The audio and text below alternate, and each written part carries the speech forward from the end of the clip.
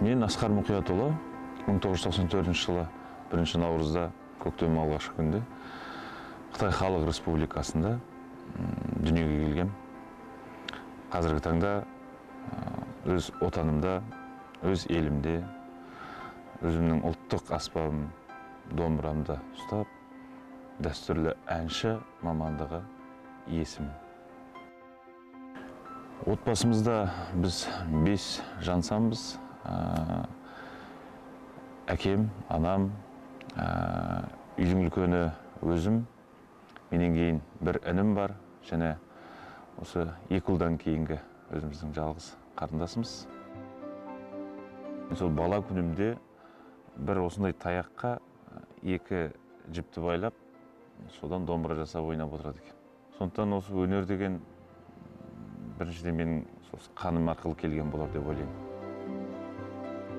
Сол мектеп қабырғасында біз жаңағы смотрларға қатысып жүрдік. Мен енді сол жерде бір қатты бір жүлделі орынға ие болғаным жоқ.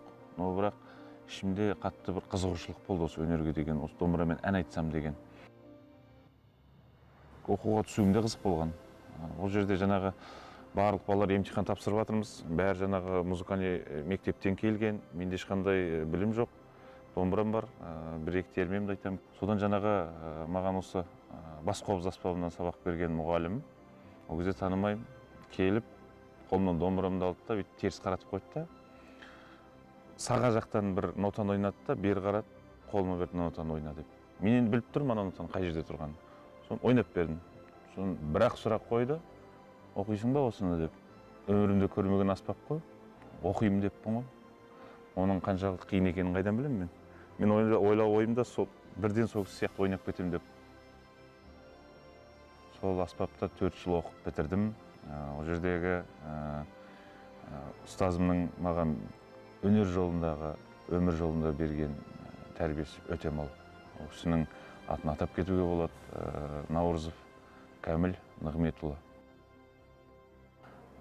Маған жолыққан ұстаздарымның бәрі асыл адамдар болды. Бұл жерде менің дәстүрлерінен сабақ берген жаңағы Ербол Сарин Айымғазұлы, содан кейін маған осы дауыс қою сабақ берген Махмұт Тойкенов деген өзімнің ағам бар, менің тура әкем сияқты болып кеткен кісі. Және де осы біздің Қазақ ұлттық өнер университетінің ректоры, әлем әртісі болған біздің Айман Қожабекқызына өте алғысымды білдіргім келеді. Мен үшін осы дүниенің бәрін мен ата-анамнан алдым. Қаншалықты ол кісілер қарапайым болса да, барлық дүниесі ішінде еді. Сол кісілердің қаны арқылы, сол кісілердің тәрбиесімен осы күнге жетіп отырмын ғой. Өнер жолындағы бастамам сол конкурстардан басталды ғой. Ол енді мен үшін бір өте дұрыс бастама болды деп ойлаймын. Өйткені бірінші сондай бір сүзбеден өттік, іріктеуден өттік, содан кейін барып сахнаға шығуға, үлкен сахнаға шығу деген ол мен үшін бір үлкен жауапкершілік. Ең алғаш қатысқан менің осы дәстүрлі ән мамандығы ретінде барып қатысқан конкурсым Әсет Найманбайұлының атындағы дәстүрлі әншілер конкурсы еді. Сол жерде бас жүлдеге иегер атандым. Одан кейін Қарағанды облысында жаңағы Мәди Бапыұлы атындағы конкурста болдық. Ол жерге барып жаңағы енді маңдайыма жазғаны болар, бас жүлдені алдық. Өзге елде сұлтан болғанша, өз еліңде ұлтан бол дейді. Енді әрине кіндік қаның тамған жер өзіңе біртүрлі бір әсер болып тұрады.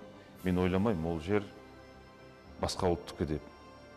Ол біздің байырғы Қазақстанның картасындағы бар Шығыс Түркістан. Сол жерде дүниеге келдім. Ортаға өнеріңмен емес, мінезіңмен сиясың дейді. Сондықтан адамдыққа адалдықпен қарайық.